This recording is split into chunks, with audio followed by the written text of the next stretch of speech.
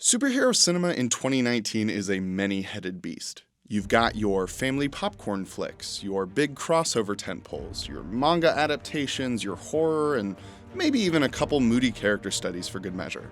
2019 also marks 30 years since the film that made all this possible, the one that proved to Hollywood that people would in fact spend money on a faithful adaptation to a comic book. A lot of money. And a big reason it even got made comes down to one guy. Today, on Indi Android. Michael Uslan is a producer, writer, and a much bigger Batman fan than you or me. Today, his name is on every single Batman-related movie, but way back when, he was just a comic book fan. I was a little kid in the 50s. I had an older brother, Paul, who went to Indiana University and is directly responsible for my following in his footsteps here. He would bring comic books into the house. In fact, my mother said I learned to read before I was 4 years old from comic books. And my dad had given my brother 50 cents. Comic books back then were 10 cents. So my brother said, I'm getting 3, and you can pick out 2. I remember pointing up, and he hoisted me up on his shoulders so I could reach. And I got a copy of a comic book called Sugar and Spike that DC Comics made. The other one was a comic book that actually scared me when I looked at it. It was called Detective Comics. Uslan would later forge a career around the Cape Crusader, but why him? It's the fact that this is a superhero with no superpowers. His greatest superpower, I always contend, is his humanity, and I could really identify with him. Well after Uslan fell in love with comics, but before he broke into Hollywood, he was a student at Indiana University in the early 70s. The College of Arts and Sciences began what they called a J program, an experimental curriculum program. The concept was, if you had an idea for a college course that had never been taught before, and were able to get the backing of one of the departments on campus, you then had the right to appear before a dean and a panel of professors and pitch your course. I saw that as a great opportunity to take my passion in life for comic books and do something interesting and different and important with it. Comic books are a legitimate American art form. They're as indigenous to this country as jazz. But the key for me was the theory that comic book superheroes are our modern day folklore. It is contemporary mythology. I go in to pitch this, and the dean took one look at me as I walked into the room, and he said, so you're the fellow who wants to teach a course on funny books at my university. And I knew that I had my work cut out for me. And I said, the ancient gods of Greece, Rome, and Egypt still exist. I said the Greeks called him Hermes, the Romans called him Mercury. I call him the Flash.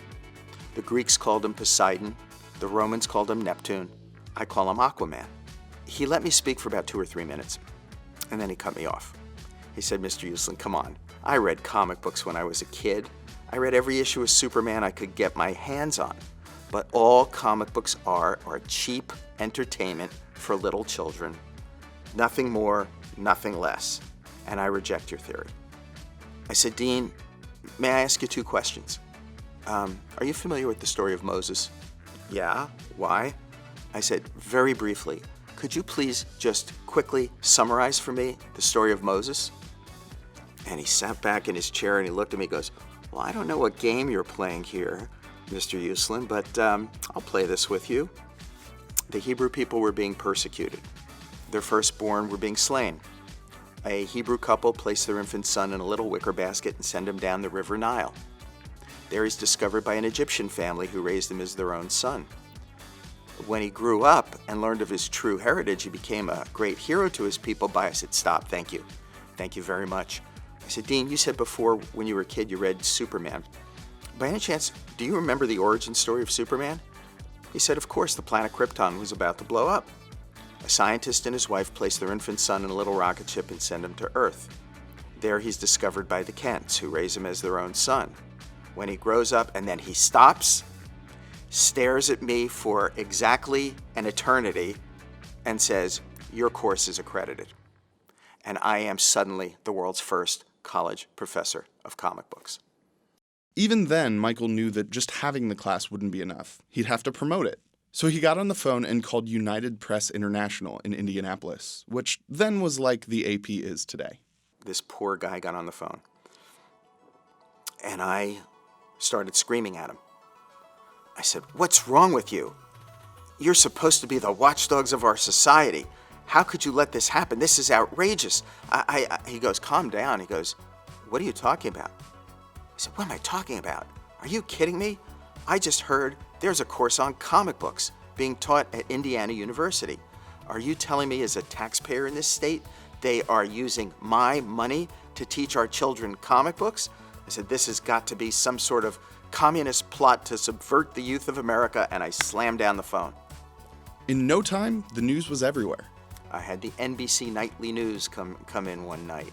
Parade magazine, Playboy, Penthouse. It was like appealing to everybody from every which way. About 2 or 3 weeks later, my telephone rings. And it is this exuberant, over-the-top voice. "Hi, is this Mike Uslan?" "Yeah." "Hiya, Mike. This is Stan Lee from Marvel Comics in New York City," which I always refer to as my burning bush moment, because I was talking to my God. And he says, "Mike, I'm listening to you on the radio. I'm reading about you in newspapers. What you are doing is great for the entire comic book industry. How can I help you?" About a couple hours later, my phone rings, and it's the vice president of DC Comics in New York. And he says, "Mr. Uslan, we've been watching you on television and reading about you in magazine articles, and we think you're a very innovative and bright young man. We'd like to fly you to New York City to talk about ways we might be able to work together." Within a few weeks of starting his class, Uslan was barreling toward his childhood dream of writing Batman comics. He'd work at DC Comics in the summer, and then they'd put him on retainer when he went back to IU for undergrad, and later, law school. But there was still one massive box that Uslan wanted to check off: make a Batman movie that was as dark and realistic as the comics he grew up loving. But his bosses at DC weren't that optimistic, and to get it made, he'd need some credentials. So he went to work as a production attorney for films like Raging Bull and Apocalypse Now. 4 years later, he came back to the DC president and said he would be buying the rights to Batman. He goes, "Michael, for God's sake, don't do this." He said, "Don't you understand? Since it went off the air, Batman is," and this is a quote, "dead as a dodo." He says, "Michael, nobody's interested in Batman anymore. I don't want to see you lose your money." That sounds wild now, but consider where Batman was in the culture at the time. The Batman most people knew was, let's just say, a lighter take on the character. Undeterred, Uslan met up with who would become his longtime producing partner, the late Ben Melnicker. And in October of 1979, they acquired the film rights to Batman. But it still wasn't a green light. I quit my job, went out to Hollywood with Batman in my back pocket, thinking, this is going to be a slam dunk, because they'll have to see the potential for sequels and animation, toys, games. And to my utter shock and devastation, I was turned down dramatically by every studio in Hollywood. I was told it was the worst idea they ever heard. But in that decade of pitching, the bat tide was turning, at least in the comics. Writer Denny O'Neil, artist Neil Adams, and editor Julius Schwartz ushered in a more realistic take on the character. And in 1986, Frank Miller's seminal The Dark Knight Returns was published. Like that, Batman wasn't just for little kids anymore. After years of pitching and planning and development, Batman went into pre-production in 1988. And like any good superhero movie, it made people angry before it even came out. We announced Jack Nicholson was going to be playing the Joker. That brought us instant credibility, instant attention. How does a world-class actor like Jack Nicholson come to play the Joker? And then the proverbial whatever hit the fan, because it was then announced that Tim Burton would be directing and Michael Keaton would be playing Batman. The firestorm of controversy, the fans that were up in arms. Through traditional media, it was pervasive everywhere. I think people at the studio thought they were going to be surrounded outside by torches and pitchforks. And it wasn't until the first trailer came out in the theaters that was the eye-opener, game changer, changed the world's perception of what we were doing. When Batman released on June 23, 1989, it was a hit, smashing box office records and garnering plenty of critical praise. And it would kick off decades of studios chasing after the next big superhero blockbuster. With that movie, we not only revolutionized Hollywood, changed it forever, for better or worse. We changed the world culture We changed the world's perception of comic books and superheroes. Every opening weekend, any genre movie that comes out, you can see the influence of Anton Furst's design still. You can still see the influence of Tim Burton's vision for our 1989 Batman movie. And I contend also you can hear the influence of Danny Elfman's notes from that first Batman score. It's really that impactful. But for Uslan, what matters is what it meant to the audience. As I lecture all around the world about Batman and our Batman movies, one thing I keep hearing, and it really goes directly to my heart and soul, they say, Mr. Uslan, I can't thank you enough. I saw that first Batman movie with my dad, or with my grandfather, and they're no longer here. But I have that memory, which I'll never forget for the rest of my life. And I hope I can share something like that with my kids. That's where the importance of what it was able to accomplish really comes out. For years, there's been conversation that superhero films are a bubble and that they'll go the way of the Western. But Uslan says that if studios keep prioritizing story and pushing boundaries, that won't happen.